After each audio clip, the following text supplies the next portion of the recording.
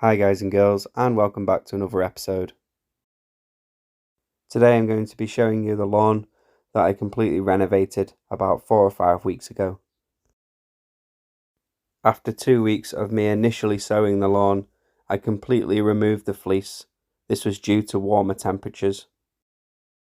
At first glance, I was a little bit disappointed by the results. However, after I quickly walked over it, I could see that even in the bald patches, there was still germination happening.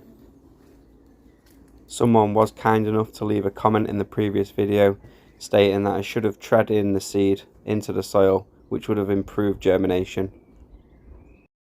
I returned to this garden a week later and I could see that the lawn was definitely starting to thicken up. I decided while I was here that I would lay some more seed down in the areas it was struggling in and top dress it with some compost and topsoil. And this is the result I had around 2 weeks later.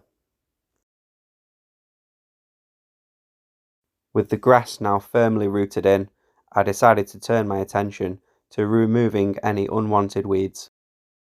I used my Fiskars weed removal tool for this, which made the job nice and easy, and after I was finished, I placed in some seed and compost mix into the areas which I'd pulled the weeds out of. I checked back a week later and give the lawn its first cut. It might not look like I've took much off here, but that's the idea. You don't want to remove too much of the grass on its first initial cut, as this could damage it and lead to diseases.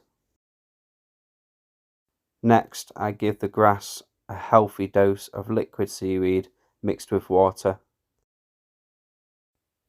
I use Maxi Crop liquid seaweed, and I find 5 litres of water to 4 capfuls of seaweed is plenty enough to get the grass nice and green.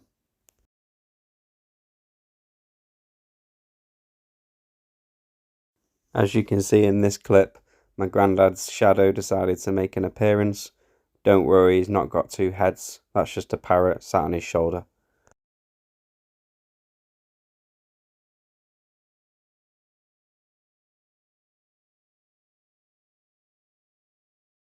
After another week, I returned back to the property and I could see that the grass has made a really good recovery. Overall, I'm really happy with it. There's still some areas of weeds that I need to address, but compared to what it was before we started the scarification process, it's come on leaps and bounds. The plan for today's visit was just to have a quick look at the health of the lawn and to cut in a new edge to make it neat and tidy, ready for summer. Using my edging tool and a garden fork, it made it really easy to remove these clumps of grass next to this patio. This should also stop the grass becoming scorched in the hotter months during June and July. By creating this small gap between the grass and the patio, this should stop it from drying out.